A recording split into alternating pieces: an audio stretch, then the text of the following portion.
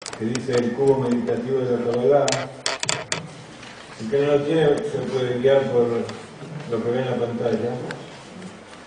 Decíamos que la meditación en hebreo se llama Itbonenut, de la palabra Binah, entender. Nosotros meditamos para entender, para comprender y para recibir la sabiduría divina. Decíamos que la meditación, como me la enseñó el rabino Ginsburg, consta de 3 pasos. Primero necesitamos la música, que tiene su raíz en el Keter, en la segunda cabeza de la corona, que se llama Ta'anut, placer. Eso despierta nuestro inconsciente para poder conectar ese placer con la sabiduría y que esta sabiduría llegue a la Binah, al entendimiento, y ahí meditemos. Y para que el cuerpo no nos moleste mucho, primero hacemos unas respiraciones, porque el alma, que conoce mejor lo que son las cosas de Dios, siempre está esperando, pero el cuerpo a veces se molesta. El cuerpo a veces nos molesta para comunicarnos con Dios, entonces vamos a invitarlo a que también participe junto con el alma. Vamos a unir el alma con el cuerpo. Recién escuchamos una hermosa música, una cantada por el rabino Ginsburg, que él también compuso, y que con su voz ya nos despertó ese placer inconsciente de conectarnos con Dios. Y ahora vamos a hacer una pequeña prueba de respiración. Decíamos que para respirar, antes de la meditación, utilizamos la palabra en hebreo Hedva, que quiere decir felicidad, regocijo, alegría, y está compuesta por 4 letras. Si tienen esas palabras, si tienen en esas hojas del cubo meditativo, van a ver en hebreo 4 letras, Het, Dalet, Vav, Hei, que nos van a guiar para la respiración. Por supuesto, después cuando meditemos sobre distintos temas, esta respiración posiblemente no siga el orden prefijado, pero siempre va a quedar como background. Het tiene gematria 8, Dalet tiene gematria 4, Vav gematria 6 y Hei gematria 5. Entonces tenemos 8, 4, 6 y 5. Entonces aspiramos aire contando hasta 8 por la nariz, retenemos contando 4, exhalamos contando 6 y retenemos contando 5, cada uno de acuerdo a su ritmo, sin forzarse. El que necesita hacerlo más rápido, más lento, cada uno va encontrando su ritmo. Y siempre pensando en la palabra Hedva, en la alegría y en el placer de conectarnos con la Torah. También, cada uno puede decidir si lo hace con los ojos abiertos o cerrados. Si uno quiere meditar en las cosas que vienen de la mente, en los sentimientos que tiene en su corazón, o puede abrir los ojos y meditar sobre la realidad del mundo. Eso se puede hacer en todo momento, y la idea es que esta respiración, mientras yo voy hablando, traten de empezar a practicarla, cada uno contando a su ritmo. La idea es que a medida que van respirando y el cuerpo se va relajando, tienen que empezar a imaginarse que están adentro de un cubo transparente, y ustedes están en el centro, y cada cara del cubo va a representar una de las mitzvot de los Bnei Noach. Como las mitzvot del Bnei Noach son 7, entonces vamos a tener 6 caras del cubo, y la séptima va a estar ubicada donde estamos nosotros en el centro del cubo. Por supuesto, cada una va a estar de acuerdo a una sefirá, cada una va a tener un color. El que sabe de música puede asociarlo con una nota musical. El do de abajo sería Malhut y el si de arriba sería Gesed. Por ahora vamos a concentrarnos en la respiración un minuto más.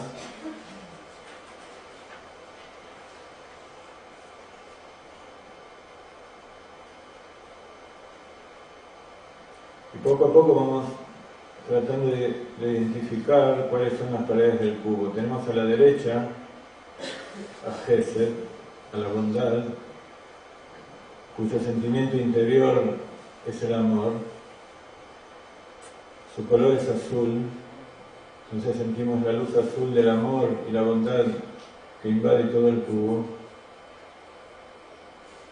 Y eso está conectado con el precepto de los Bnei Noach que prohíbe cometer adulterio.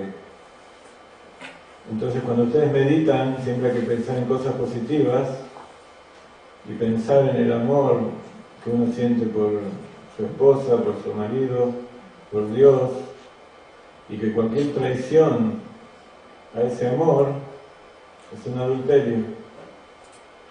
Entonces, hay que concentrarse en el amor hacia las personas, hacia la pareja, hacia Dios, hacia las criaturas, y eso va a ir rectificando la tendencia normal del ser humano a dividir y a adulterar el amor.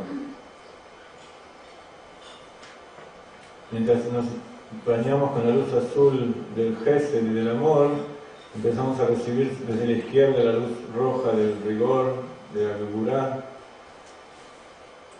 cuyo sentimiento interior es el temor,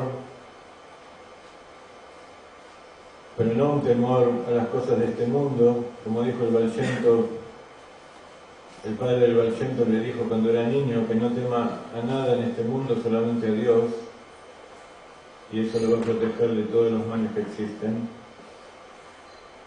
Entonces, para refinar nuestro sentido de temor y evitar transgredir la prohibición de asesinar, que es otro de los mandamientos de los Bnei Noach, vamos a pensar que asesinar es la principal transgresión del temor por herir a otra persona.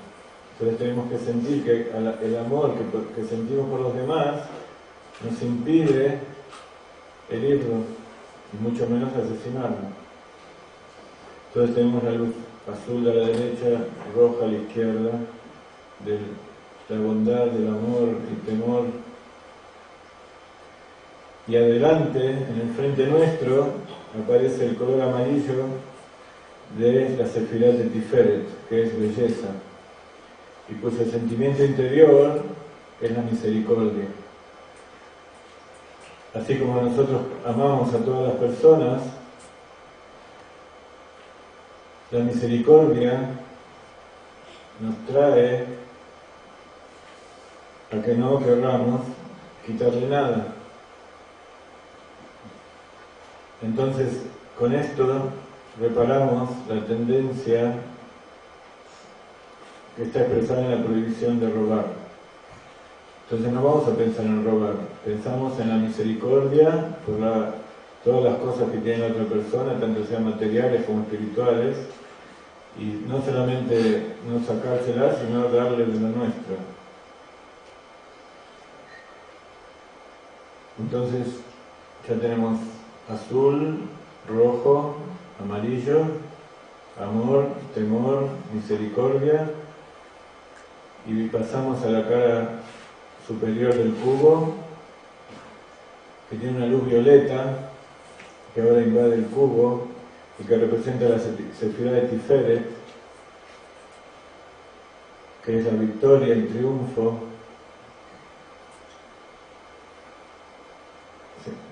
la sefirá de Netzach, que es la victoria, el triunfo, la seguridad en sí mismo, y cuya cualidad interior es la confianza. la confianza en Dios, de que Él nos proveerá todo, y la confianza que nosotros tenemos que despertar en los demás, sobre todo en la familia y en todas las personas que dependen de nosotros, para proveerlos de todo lo que ellos necesitan. Entonces eso nos va a refinar la tendencia animal que nos lleva a blasfemar, a la idolatría, a idolatrar a otros dioses, por falta de confianza en el Dios único. Entonces, amor, temor, misericordia, confianza en uno mismo y en Dios.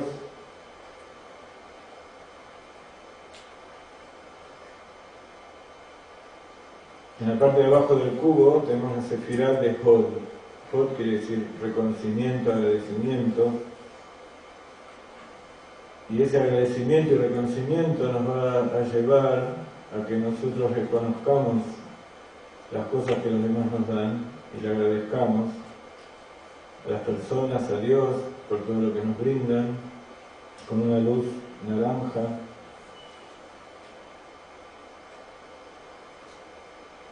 Esa luz naranja nos va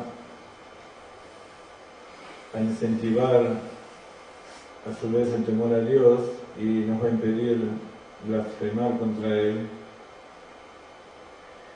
Así llegamos a la última cara del cubo, que está en la parte posterior y corresponde a la sefirá de Yesod. Yesod tiene una luz verde y su cualidad interior es la verdad.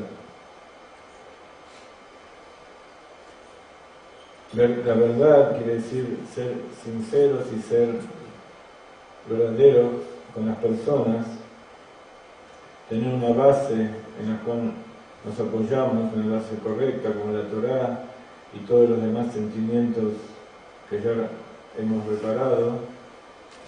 Y esa luz verde nos va a traer la reparación de la tendencia que tienen las personas a ingerir partes de animales vivos. Por supuesto, la mayoría de nosotros no nos pasa eso, pero sí nos pasa otras cosas que tienen que ver con esto, con comer animales vivos y con el impulso que tiene la sefirá de Yesod, que representa al órgano sexual. El órgano sexual actúa por impulso. Entonces, esta luz verde del impulso sexual recuperado, reparado, de la sefirá de Yesod correcta, y que tiene que ver con Yosef Atzadik, Yosef el justo, que evitó mancillar la señal del pacto, el Brit Milá. Eso nos va a evitar que seamos impulsivos y actuemos de forma sin meditar sobre nuestros actos y que posiblemente eso nos traiga problemas a nosotros y a las demás personas. Sobre todo cuando agredimos o cuando decimos cosas a las demás personas, sobre todo al marido, a la mujer o a los hijos. Entonces eso es una descompensación del Yesod. Ese impulso tiene que ser reparado meditando en la verdad. Entonces tenemos el azul a la derecha, el rojo a la izquierda, el amarillo al frente, el violeta arriba, el naranja abajo, el verde atrás, y en el centro tenemos el último color del arco iris, que es el índigo, y ahí nos ubicamos nosotros, bañados por todas las luces, que como ustedes saben, cuando todas las luces se juntan se transforman en una luz blanca. Entonces nos sentimos rodeados de una luz blanca compuesta por todos los colores y por todas las sefirot reparadas.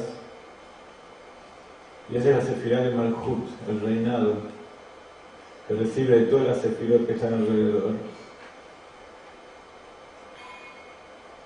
Y representa, como el rey que se encuentra en su palacio, representa el santuario del rey. Estamos en un Mikdash Katán, en un santuario pequeño, que cuando se junten todos los santuarios que construimos, se van a transformar en el santuario grande de Yerushalayim, se llama Beit HaMikdash, donde ahí va a reposar Dios en toda su plenitud y se va a revelar. Esto repara o nos incita a cumplir con el séptimo precepto de las leyes de Noé, que es establecer cortes de justicia legales, verdaderos. Y en el plano personal, ¿qué significa esto?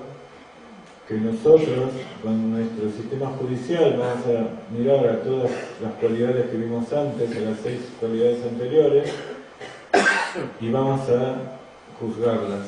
Vamos a ver todos los días, en cada meditación, en qué grado estamos. Vamos a hacer un Heshbon Nefesh de cada una. Y entonces vamos a poder completar ese santuario donde muere la presencia divina dentro nuestro, y así se va a revelar esa chispa que se encuentra en la pequeña botellita de aceite que está dentro de todos los corazones, para iluminar y que la luz del santuario de Jerusalén, ilumine al resto de las personas. Les voy a dar un minuto más para que se regocijen ahí adentro, en silencio, y luego vamos a continuar.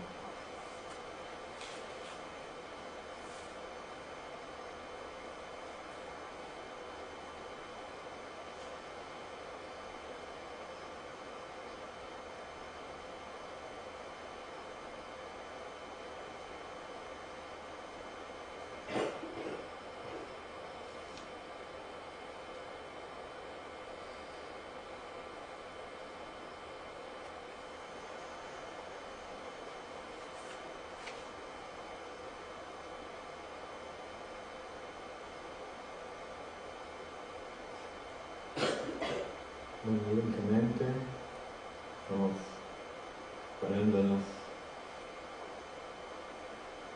manteniendo la luz blanca que nos siga rodeando y saliendo del cubo, continuamente abriendo los ojos y abriendo los sentidos.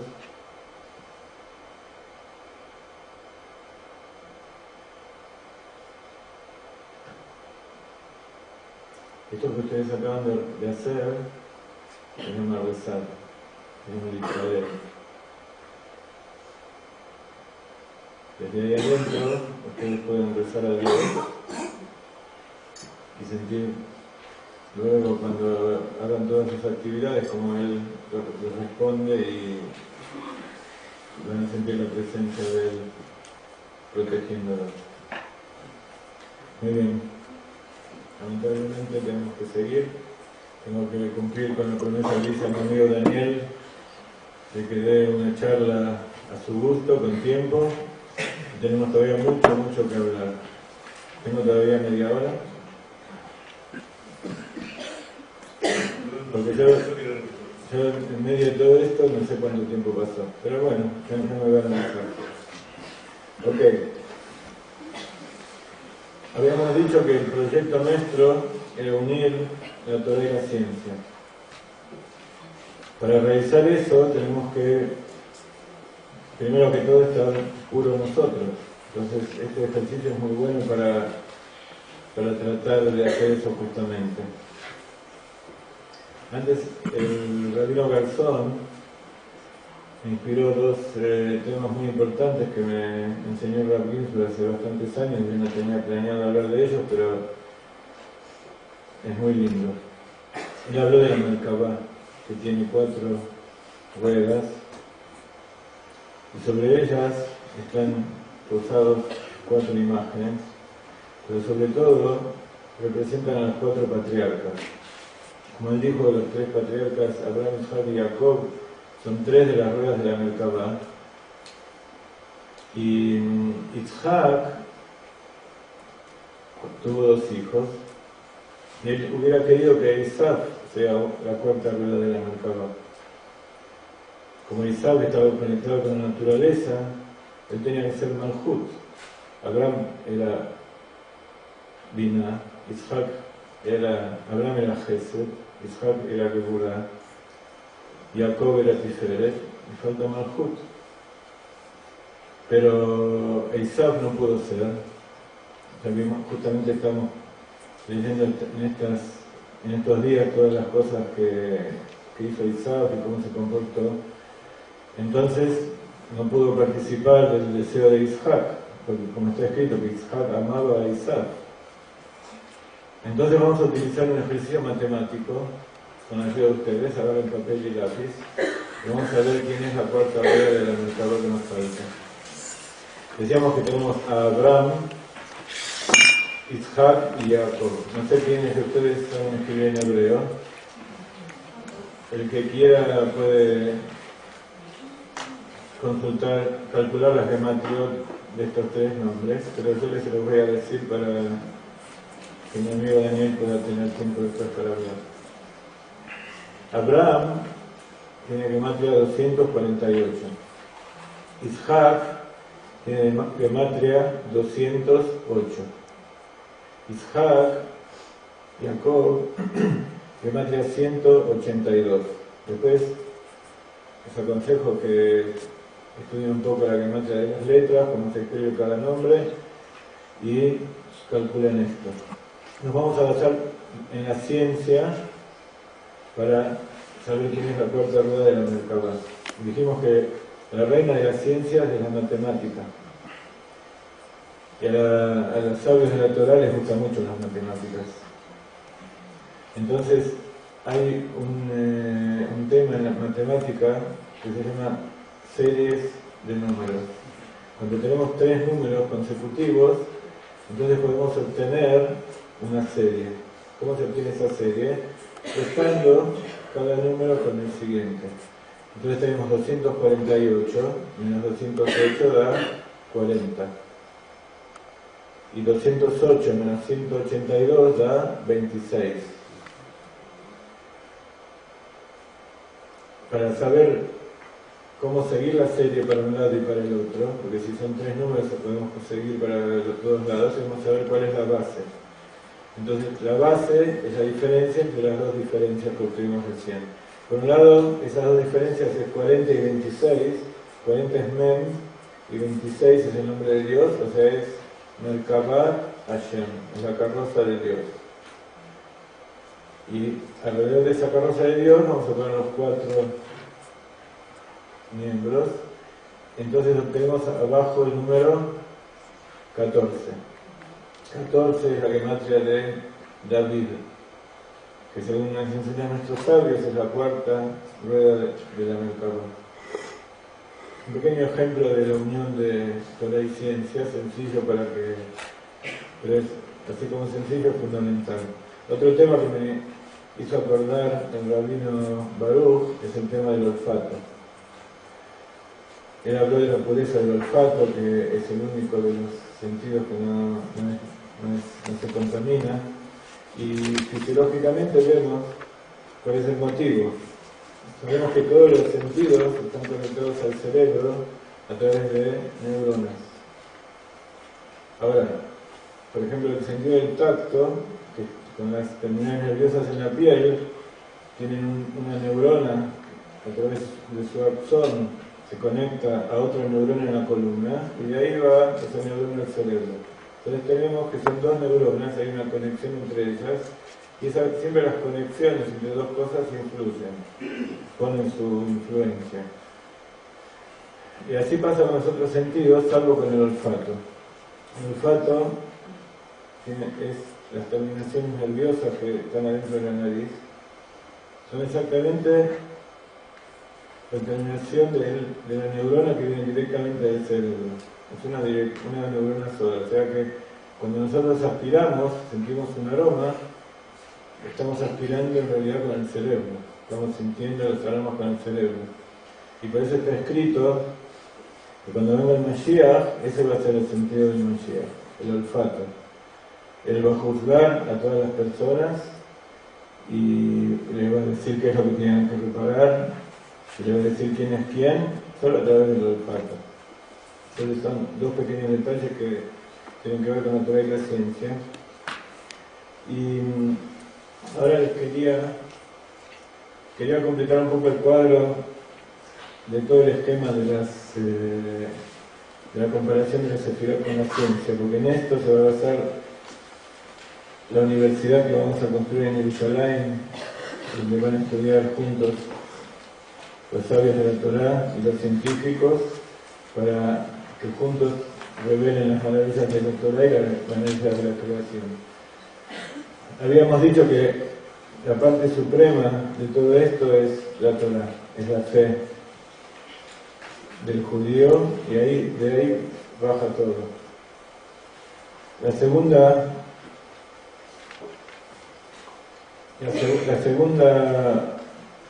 parte de la corona es la música, las artes. Y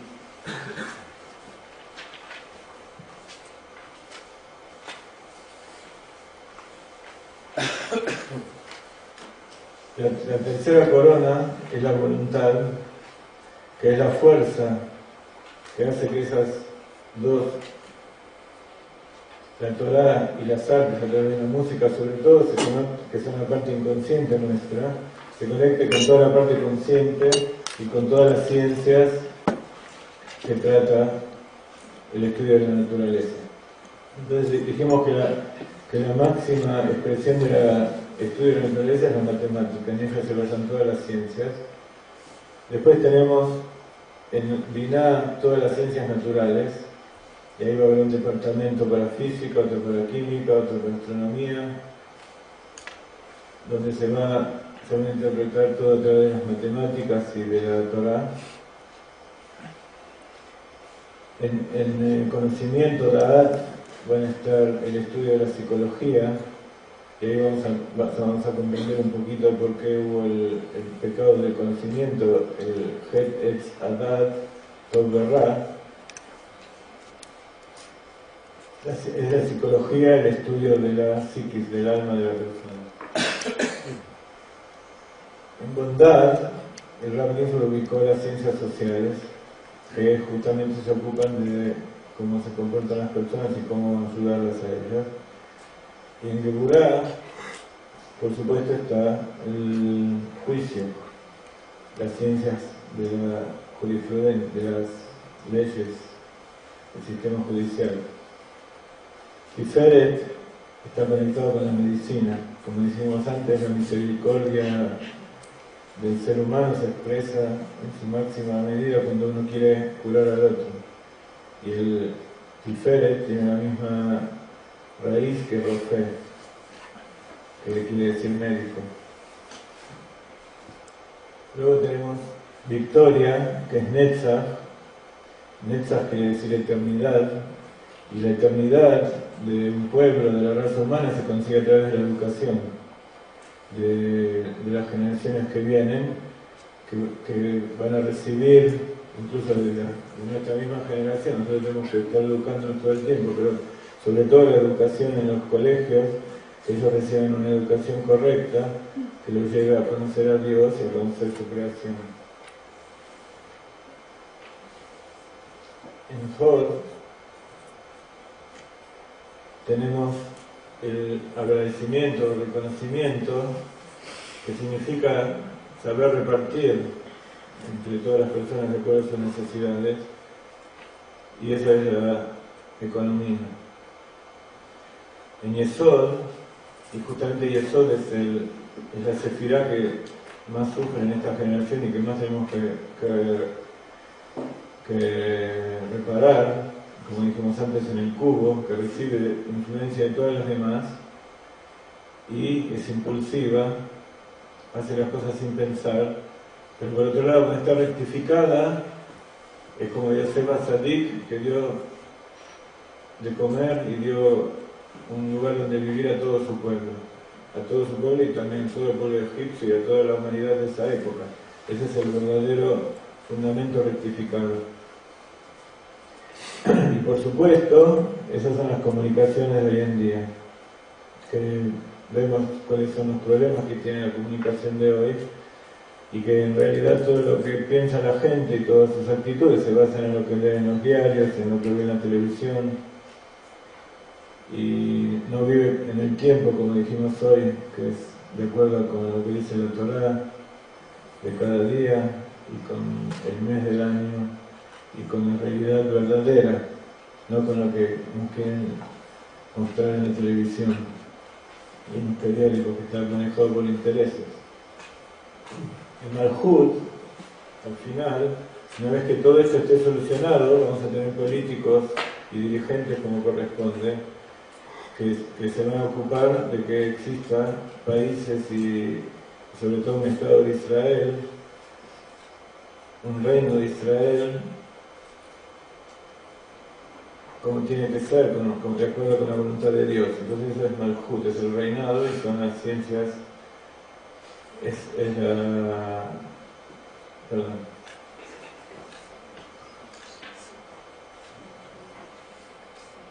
Bueno, sí, las ciencias políticas. Todo eso va a ser estudiado en la Universidad de la Torah.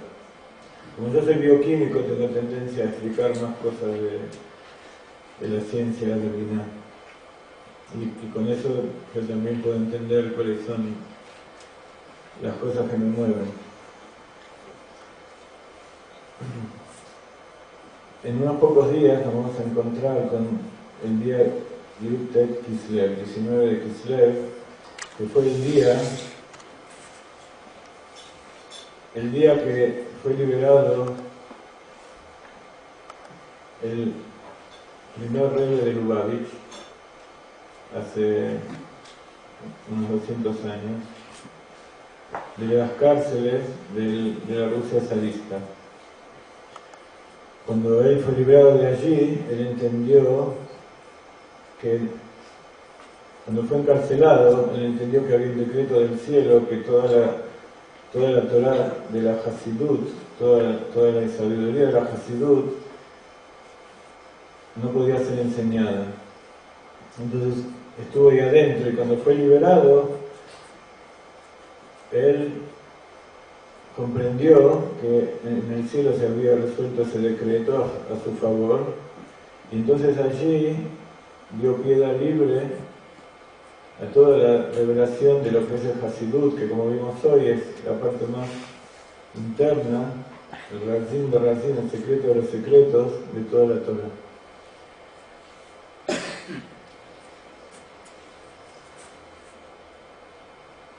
Hubo otro Rebbe posteriormente que escribió, antes de morir, un discurso hasídico que se llama Bati Legani.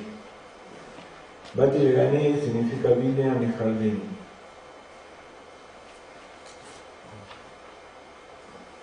Cuando uno lee ese discurso y es bioquímico, enseguida lo asocia con la genética. Y es verdad, porque ese fue un legado que dejó a toda nuestra generación, un legado para entender qué significa qué es lo que estamos haciendo. El discurso hasídico de él dice Bati Legani, que es el principio de un verso de Shlomo Melech, que dice Bati Legani a Jotikala, vine a mi jardín, mi hermana, mi novia. Entonces dice que en Bereshit, en el libro de Bereshit de la Torah, está escrito que Dios bajó al jardín para hablar con Adán y preguntarle qué es lo que había hecho, por qué tenía vergüenza de estar desnudo y todo ese tipo de cosas que leemos. Y ahí dice que Dios Nitalech Bagan. Nosotros sabemos que la genética se basa en el estudio de los genes.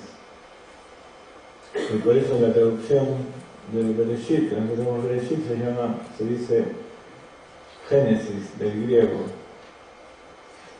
Y por providencia divina hay un paralelismo entre Genis y Geni. Porque en ese jardín del Edén, fue donde Dios creó todos los genes del hombre. Quiero que pongas Excelente. lo del DNA. ¿Esto o la foto? No, la foto. Tengo preparado muchísimas cosas, pero me parece que me queda poco tiempo y vamos a resumir. Así como vimos que en la fotosíntesis está escrito todos los secretos de la rosa que estudiamos ayer, con todos los números, también pasa lo mismo en el DNA, y por supuesto pasa en todos los otros moléculas, en todos los otros sistemas. El DNA es una molécula muy larga que está compuesta de 4 letras: adenina, timina, guanina y citosina. Y a través de esas 4 letras se codifica todos los genes de la persona. El hombre tiene 46 cromosomas y también está expresado en su nombre, Adam. Adam es Aleph, Dalet, Mem. Dalet, Mem es 44. Y la Aleph está compuesta de 2 Yud separadas, que cada una es una cromosoma X y otra cromosoma Y. Entonces en el nombre Adam está insinuado ya la cantidad de cromosomas que tiene. Cuando uno entra en la fórmula y en la estructura del DNA, observa un montón de paralelismos que son maravillosos y que en futuros Shurim vamos a profundizar. Pero en esta foto vemos algunos de los detalles. Allí están los cromosomas. Los cromosomas es un emplazamiento muy apretado de estas moléculas del DNA. En cada cromosoma hay miles de genes. Cada gen codifica una proteína. Y así la proteína construye el resto del cuerpo humano. Y también las plantas y los animales, todo funciona de la misma manera, las bacterias. El código del DNA fue descubierto justamente en el año 53 de Gematria Dan. Y como decíamos, tiene 4 letras, que por supuesto hay una correspondencia entre las 4 letras y el nombre de Dios. Y con esas 4 letras, así como en el idioma hebreo cada raíz tiene 3 letras, en el DNA también tiene 3 letras. Entonces tenemos 4 letras que se combinan en 3 lugares, y eso es lo que se llama el código genético, que fue descubierto por Watson y Crick en el año 53. Entonces, como dice el Sefer Yetzirah, 2 casas construyen dos piedras construyen 2 casas, 3 piedras construyen 6 casas. El mismo sistema se ocurre en el DNA. 4 nucleótidos en 3 posiciones construyen 64 casas. La fórmula es 4 al cubo. 4 por 4 por 4. Esas son las combinaciones que tiene el código genético. Todo esto sirve para codificar y que a través de la reproducción, de la unión sexual, se transmita toda esa herencia de una persona a la otra, de una generación a la otra. Por ahí está todo en potencia. Eso se podría comparar con el Shema Bayá, que lo llamamos Sobek Kol Olamim, o sea que rodea todos los mundos, está por encima del entendimiento. El DNA por sí mismo no sirve para nada, necesita toda una maquinaria para traducirlo en un cuerpo. Esa maquinaria se llama la maquinaria de la genética. El DNA se transforma en proteínas. Y las proteínas son cadenas de aminoácidos, moléculas también, y cada aminoácido corresponde a un triplete del código genético. Y hay 22 aminoácidos. Entonces vemos como las 4 letras del nombre de Dios, que es la voluntad divina para crear las cosas, la luz infinita, se traduce a través en las 22 letras con las cuales Dios creó el mundo. Y acá también las 22 letras de la proteína fabrican todo el cuerpo de las cosas vivientes. Y como nosotros nos gustaría mucho encontrar el número 10 también, para que se transforme en 22 y 10 en Lamed Bet Netivot Jochma, encontramos que esto también nos insinúa la escalera de Jacob, y justamente es así, porque para que el código genético pueda ser leído se necesitan enzimas. Las enzimas van bajando, van leyendo cada gen, cada nucleótido, y van fabricando las proteínas. Entonces hay proteínas que bajan y van leyendo, y hay enzimas que producen la traducción, y hay enzimas que suben, que van corrigiendo los errores y haciendo distintos trabajos que se necesitan. Esto es lo que se llama la doble hélice, famosa del código genético, que son dos cadenas que son complementarias. Y acá es donde se ve esa realidad del mundo reflejada a través de la ciencia. Y como son cadenas complementarias, una es completamente diferente a la otra, pero a través de una se reproduce la otra. Y cada vuelta de la hélice tiene 10 nucleótidos. Entonces podemos decir que las 4 letras del DNA Nishtalshelim se invisten a través de 10 vueltas en el DNA, son leídos y se transforman en las 22 letras de las proteínas. Si ustedes se ponen a profundizar en eso, se entran en el cubo, empiezan a meditar, a lo mejor van a necesitar tomar un libro de genética para entender un poco más. Por supuesto van a tener que seguir profundizando en la Kabbalah y el Hasidut. Estoy dando nada más que pistas, entradas, para profundizar. Todo esto tiene que ser trabajado en la Universidad de la Torah. Entonces, así como cada uno construye su santuario y después se van a juntar todos para hacer un santuario general, cada uno tiene que ir formando su pequeña universidad adentro y después se van a juntar todas para formar la gran universidad de Jerusalén, que de acuerdo con nuestro razonamiento posiblemente no haya diferencia entre el Beit HaMikdash y la gran universidad de la Torah. Quería comentarles que los átomos que componen todas las moléculas que existen están distribuidas de acuerdo con la ciencia en la tabla de Mendeleev. Mendeleev era un sabio que vivió hace más de 150 años, que empezó a buscar un ceder, un orden en los sigue pasando, a ver si encontramos algo que nos ayude a practicar. ¿En el PowerPoint? Sí.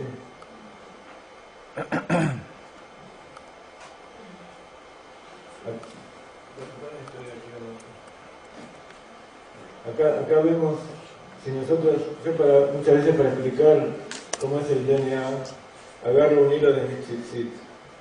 Después si quieren les voy a mostrar y de ahí me voy a ayudar. Van a ver que el hilo del tzitzit son dos hilos enrollados uno alrededor del otro. Entonces a través de la Torah ustedes pueden entender cómo es el DNA. Ahora, si ustedes toman el hilo del tzitzit y lo cortan transversalmente,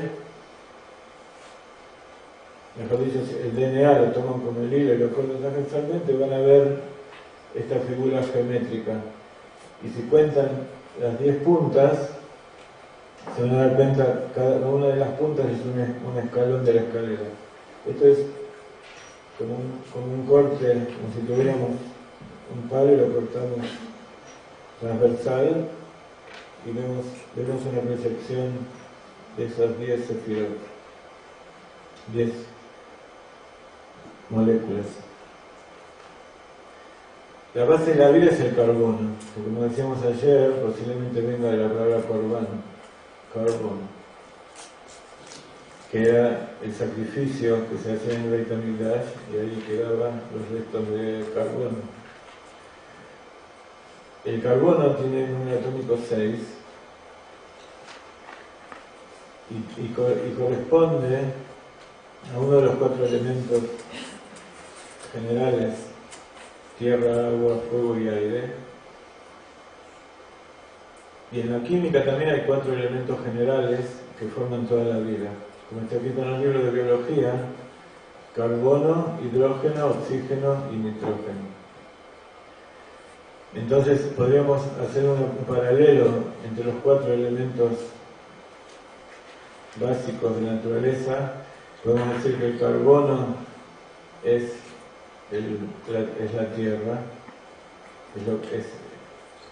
es el elemento más abundante, que más abunda en la tierra, en la superficie de la tierra por lo menos. El hidrógeno, por supuesto, es el agua, como su nombre lo dice. El oxígeno es el principio del fuego. Para que haya fuego se necesita oxígeno. Y el nitrógeno es el componente principal del aire. El 75% del aire es nitrógeno. Así que podemos hacer un paralelo entre los elementos de la Torá y los elementos químicos. Y si vemos el número atómico de esos elementos, tenemos que el carbono es 6, el oxígeno es 8, el nitrógeno es 7 y el hidrógeno 1. Entonces, ¿cuánto suma todo eso? 22. Y ese 22 se repite dentro de la química y la biología, la bioquímica constantemente. Pero para fabricar todo el sistema de la genética se necesita agregar fósforo y azufre. El fósforo es necesario para construir los nucleótidos del ADN y el azufre hace falta para construir algunas proteínas. Entonces tenemos que para construir todo el sistema genético que da origen a la vida necesitamos 6 tipos de átomos. El azufre y el fósforo tienen número atómico 15 y 16. Entonces si lo sumamos a los anteriores, 22, ¿cuánto nos da? Nos da 53 gematria GAN, gematria GEN, nuevamente. Me gustaría hacer más fuegos artificiales, pero estoy tratando de darle algunas ideas para que ustedes mismos ingresen al estudio de la Torá. Un par de cositas más y ya te dejo, Dani.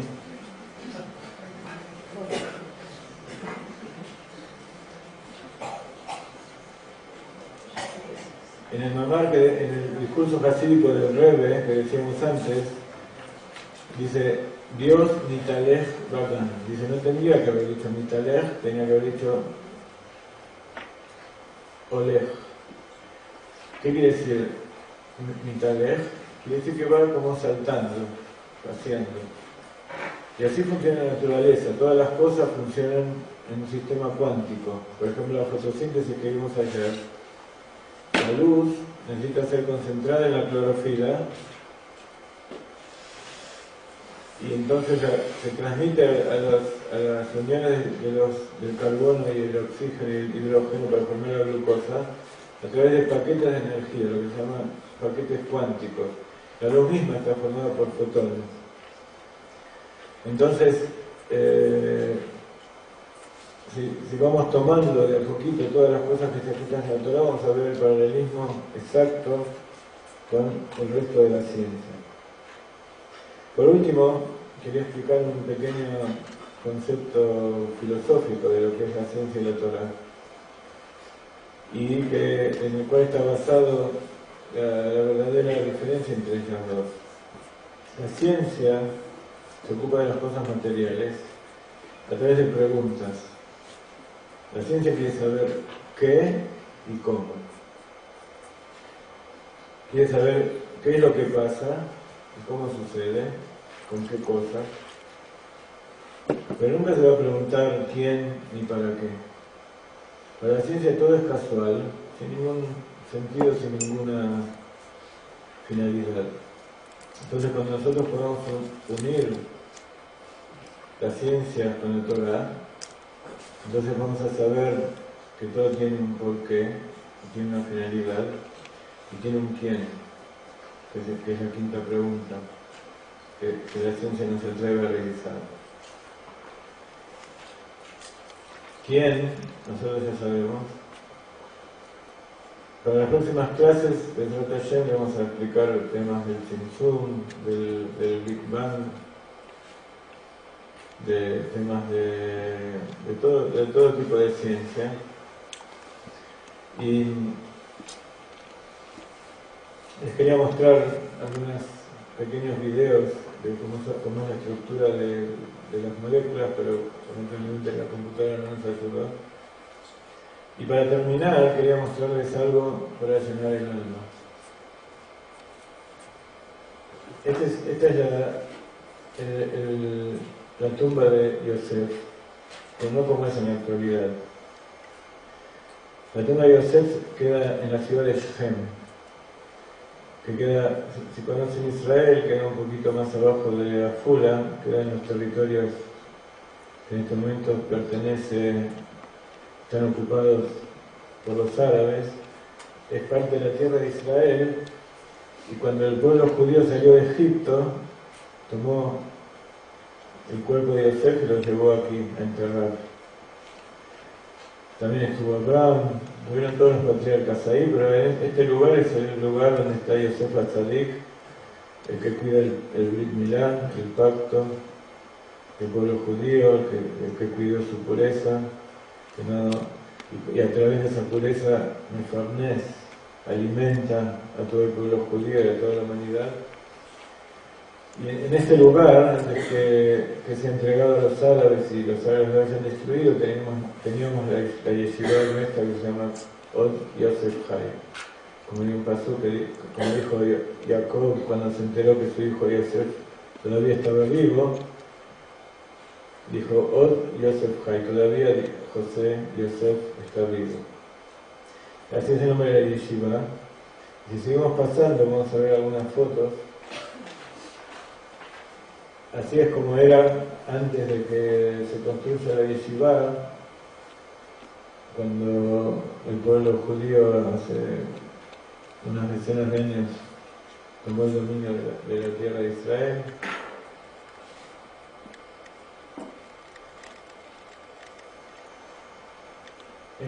Estas son las montañas que se ven alrededor. Esto es en medio de lo que llamamos Cisjordania en nuestros días, en medio de todos los pueblos árabes. Acá estaba la entrada, con un candelabro de Hanukkah, que vamos ahora dentro de poco festejar. Acá están los chicos estudiando en su momento, había gran cantidad de chicos. Y uno todavía no. Y en esa foto podemos ver a Rav Ginsburg.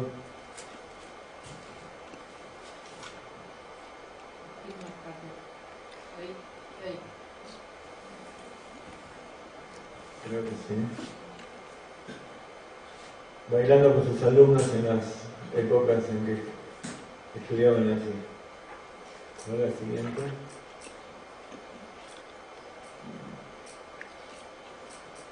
Desgraciadamente luego fue destruido, incendiado, todos los judíos fueron retirados de ahí, y ahora de vez en cuando, una vez por año, acompañados por todo el ejército, podemos entrar para hacer unos rezos y retirarnos.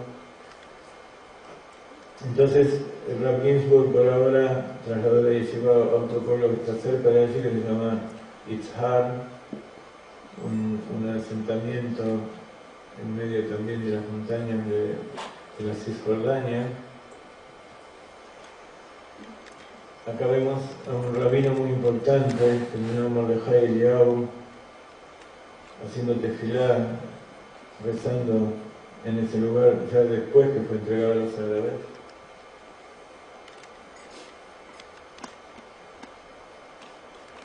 Y acá vemos en la nueva yeshiva provisoria, donde estudian los chicos ahora, y en la próxima diapositiva vamos a ver el lineal nuevo que estamos construyendo.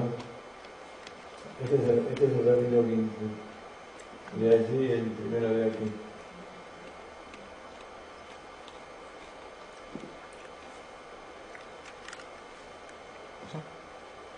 El rabino Ginsburg tiene una conexión muy importante con Yosef, así llama a su hijo también, Yosef Haim.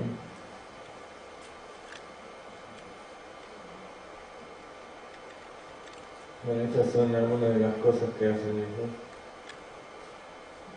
Poniendo el tefilín, las filacterias. Sí.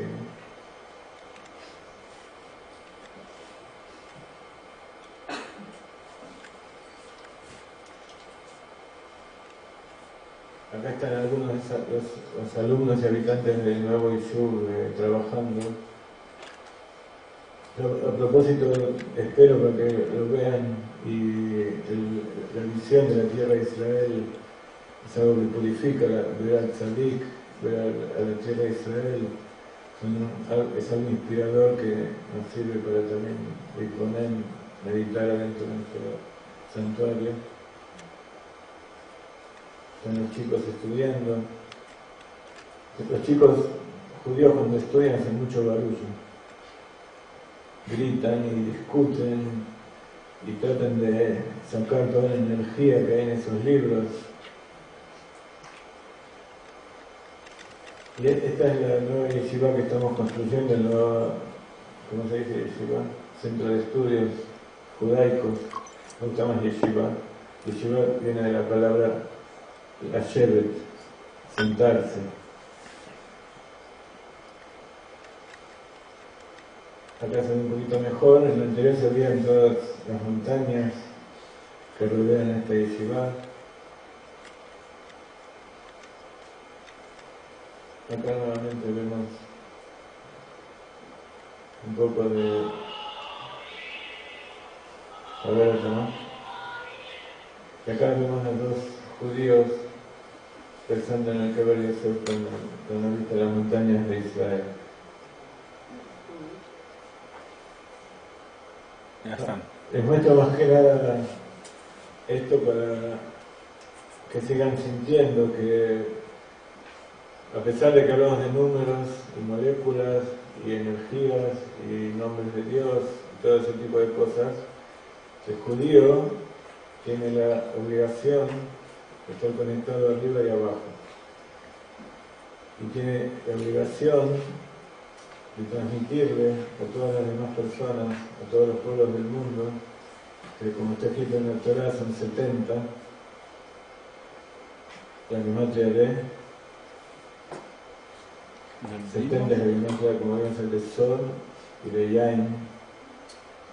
70 son los pueblos del mundo y ese es el secreto de la creación. Los judíos no son más que intermediarios, como Dios le pidió a Adán Arishon que sea el jardinero de su casa. Son nada más que intermediarios, ese es el significado del sacerdote. Sacerdote no significa que haga brujerías ni nada de ese tipo de cosas. El sacerdote es el intermediario, el que une, que hace la Kabbalah entre Dios y el resto de la creación. Entonces, cuando más cerca está la creación de Dios, el judío se siente mejor porque cuando está cumpliendo su trabajo. Y en ese momento uno siente que es todo uno, que Dios es uno, que la creación es una, que el hombre es uno, y que toda la diversidad y la ambigüedad de las cosas que nosotros vemos es simplemente un incentivo para que nosotros la unamos. Es un incentivo para que sigamos trayendo más gente y desparramemos, expresamos los manantiales de la Torá a todo el mundo y que cada vez se junten cientos y miles y millones, y entonces los políticos no van a tener más remedio que hacer lo que el pueblo quiere, pero eso con una vez que el pueblo sepa lo que quiere. Entonces yo les invito a todos ustedes que sean los líderes, cada uno a su vez de un centro, y que hagan el trabajo que hace Shoshana Hanna, con su marido. Como ella lo hace, cada uno tiene que hacer eso y mucho más. Entonces en ese momento no va a haber diferencia, vamos a ser todos iguales y Dios va a reposar su presencia en el Yerushalayim y vamos a estar todos juntos ahí con la llegada del Mashiach muy pronto en estos días. Muchas gracias.